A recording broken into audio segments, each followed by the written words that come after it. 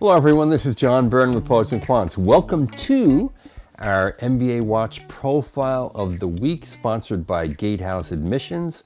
We have with us today a Wharton MBA and admissions consultant with Gatehouse, of course, Rachel Nelson.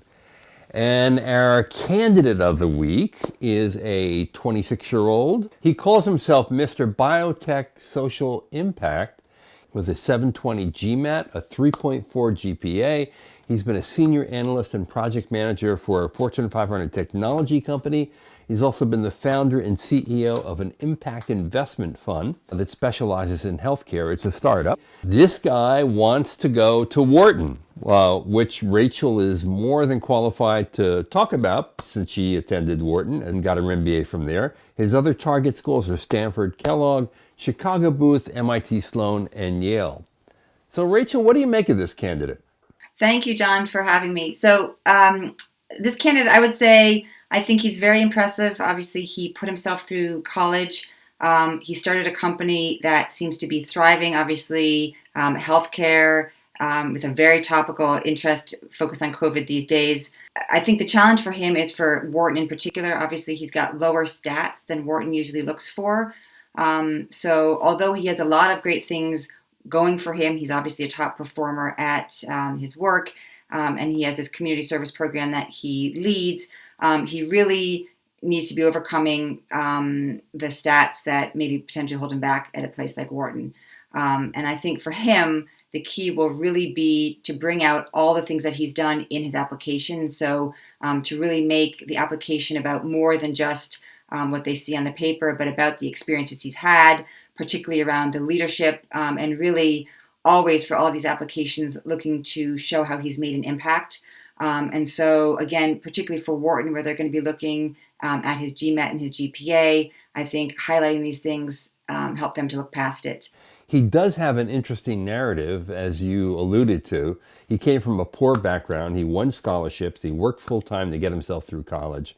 He's a first-gen college grad. Does that narrative help him or hurt him? I think the narrative helps him potentially, but really it's about drawing out his story. So at the end of the day, it's not just being first generation. It's not just kind of making his way through college, but what does that show about who he is? What does that show about how he will participate in the community? I think absolutely having a different viewpoint makes him unique and makes him interesting. I think he absolutely has to substantiate that with meaningful kind of work experience, meaningful leadership experience. Now, you noted that his stats are below the Wharton class averages. The GPA is 3.4. The GMAT is 720, which I guess is 10 points below their typical median. But on the other hand, because of that 3.4, should he be retaking the GMAT? So I would definitely have him consider retaking the GMAT.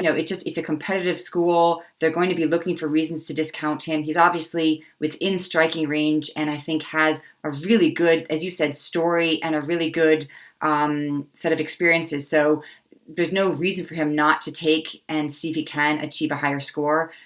So yeah, I would absolutely be encouraging him to do that. Yeah, I mean, it is tough love to say, hey, don't sit on a 720 and retake the exam and aim for a 730 or 740. But on the other hand, the 3.4 GPA needs to be offset probably. And here's the other issue we have not really raised. He's either Asian or Indian. And as we know, that's a real overrepresented part of the pool.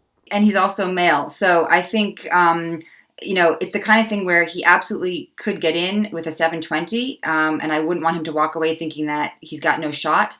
But I would hate for him not to get in and then to look back and wonder, well, were there things that I could have done? From a work experience perspective, he really has done a whole lot. Yeah, definitely. Obviously, he's got a very competitive set of schools. And so definitely I would encourage him to consider retaking it. I think, the other thing that I would highlight is kind of why business school. So he talked in his profile about kind of looking to the future. What he wants to do is go back to the company that he started, and he talked about picking up some commercialization skills. I think for Wharton, the more that he can show exactly what skills he's going to be gaining in business school to help him with this company, the better off he'll be.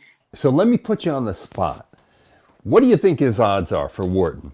Are they 20%, 30%, 40%?